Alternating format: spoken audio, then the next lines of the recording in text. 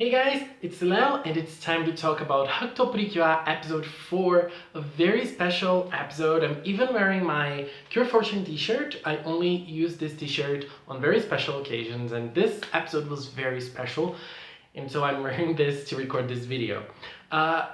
This was, for me, the best episode of HUGTTO PRECURE so far and by far the best. It was really good and it was really something else.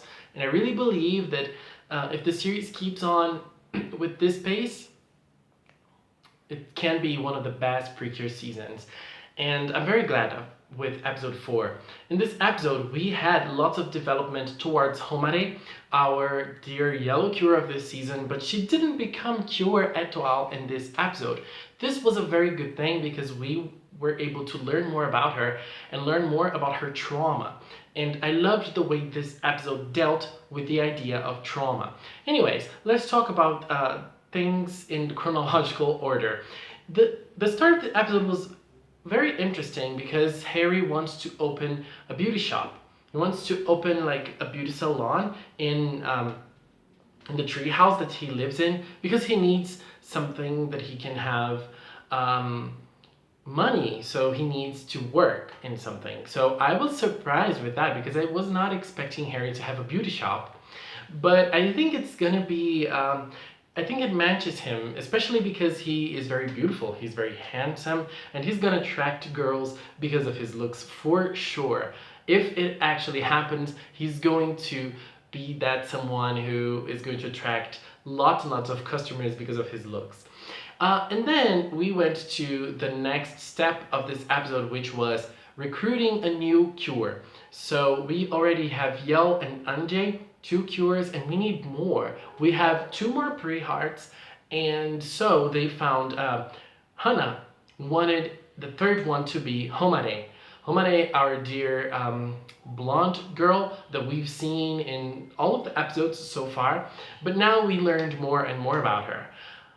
Let me just say the animation in this episode was so on point and it made everything perfect. All of Hannah's reactions, they were so on point, and there was one reaction specifically that I loved. It was when right at the start of the episode, Hannah was looking at her and she said, "Oh, you're so weird," something like that. Homare told Hannah, "You're so weird," and Hannah was in heaven because of that. It was so funny because she saw that as a very big compliment. Homare is talking to me. Oh my god, and that was so nice. I really enjoyed that. And so we went on learning more about her. We learned that she found a stray dog and she saved this dog's life. But this also happened because of HUGTTO. So Homare also went through that time-stopping experience that Hana and Saya went through in their episodes. So we learned that she went through it right at the beginning of the story, and she was able to save the dog. The dog was going to be ran over by a truck, and she was able to save this dog. So there's also this strange and special connection between her and HUGTTO also loves her. HUGTTO gets at ease together with Homare. It was very cute seeing HUGTTO pulling her hair. I loved that. And those interactions, they went on nicely until we had a basketball match.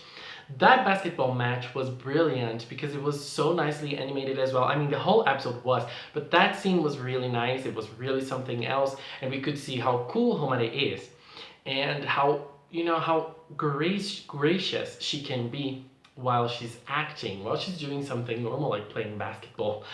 And unfortunately, she wasn't able to do what she was supposed to do because it reminded her of something that's very important to her.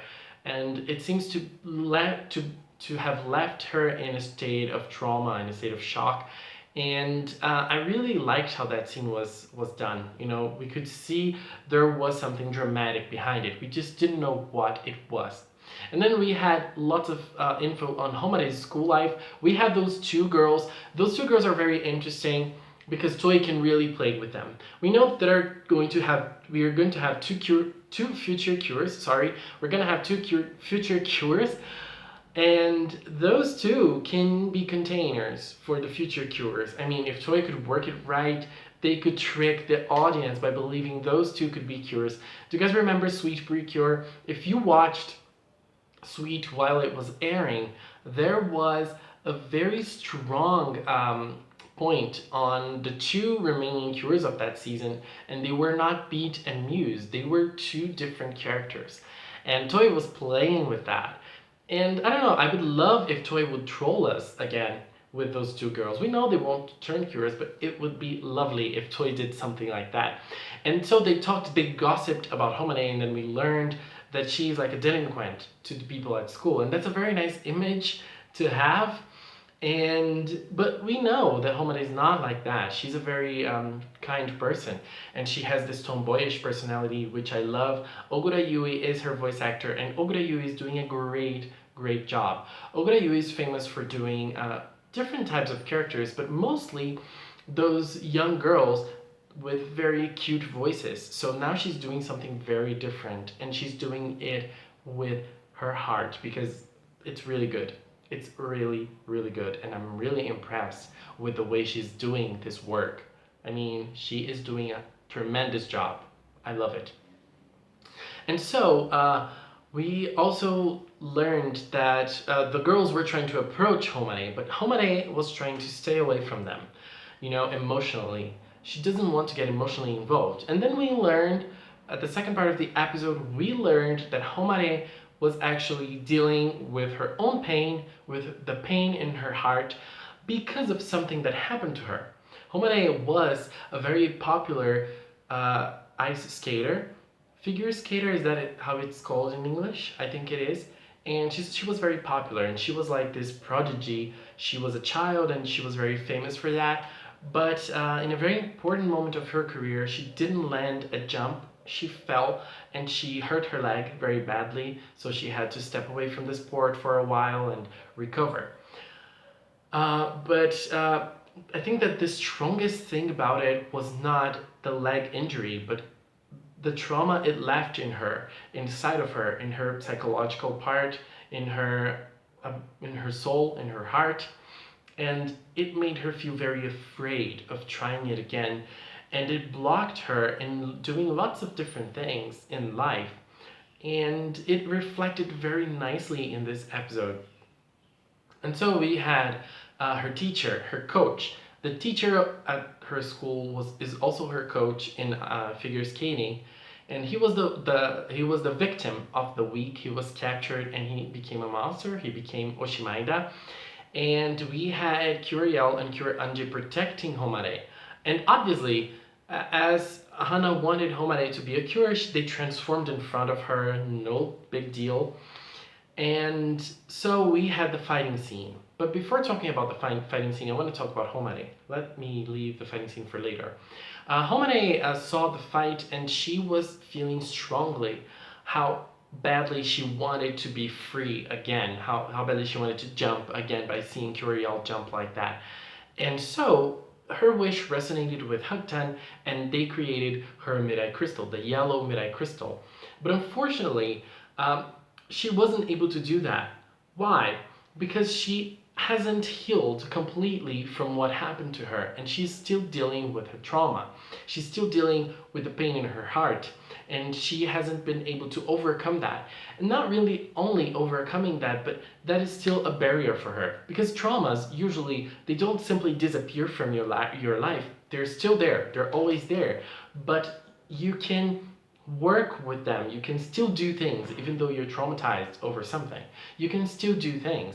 But Homare can't. She still can't. She's still fighting over that, and she's still trying to overcome that. She's not really trying to overcome that, but when she saw Curiel, she wanted to overcome that, but she wasn't able to do that in this episode. Unfortunately, we had a very sad scene with her trying to reach the Mirai Crystal, but she couldn't, and she fell over it, and she started crying. It was a very touching scene. And the monster also cried, and it's interesting to notice the monster, they carry the feelings of the person they've been captured from. So the coach was crying because he feels utterly helpless by not being able to heal Homare from her pain. And so Curiel was able to deliver the best fight we've had in Precure for a while. For a while. It's been a long time we've hadn't had a strong fight like this in a simple, normal episode. I'm not talking about the key episodes or, the finishing episodes or middle important episodes. No, in a normal episode like episode 4, it's been a while. It's since Go Princess Precure, I think. So this fight, oh my god, the animation. What was that? I was like shocked when I saw it. It was so beautiful, full of movement. The choreography was amazing, and it was really something else. I've been complaining about the HUGTTO fights since episode 1 because they haven't been good. But this episode, it was something else. And the person who worked on this episode, I forgot, I think his name is Watanabe, and he worked on some very important episodes of Precure, and he worked on the fight between Cure Beauty and Joker in Smile Precure, one of the ending episodes, one of the last episodes. That episode was like, wow. And he also worked in that Hika slash Ida episode from Doki Doki Precure. And he is a great animator. I think he worked on Princess as a whole, not on specific episodes. And I mean, he is a very competent person. Come on, that guy is something else. And the animators, they did a very, very good job at animating the fighting scene. It was brilliant. It was really, really good. And so, this episode finished on a very high note. It finished in a sad way, but in a very high note. I loved Curiel, rooting for Homare. She was also rooting for the teacher, for the coach, and it was beautiful. It was really beautiful and emotional. It leaves something in your throat, and I have a very bad throat right now. It's not because of the episode. I'm sorry for my voice. And brilliant episode. But I'm gonna have to say one thing bad about this episode, which is again Cure Anje Saya. She is simply being like this wasted character. She's just there. She's just there. She's not doing anything as a human. She's not doing anything as a cure. She's doing nothing. And she's a wasted slot so far. And I feel very badly because Saya could be worked as a very nice character. And I don't want to see the characters being worked only on their own episodes. I mean, they have to leave their impressions in every episode they appear. Leave a little bit of their personality.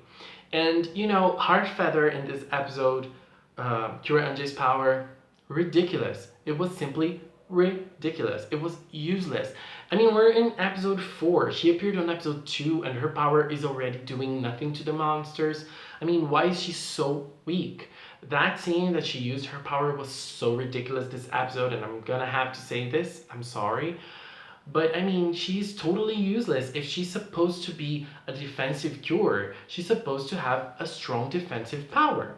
But she's not. I mean, she doesn't attack and she can't defend as well. I mean, what's the meaning of her powers then? It makes absolutely no sense at all. I mean, Cure Anje is being a real disappointment, and I feel very sad because I see lots of potential on Saya's character. And I hope that it gets changed in the future.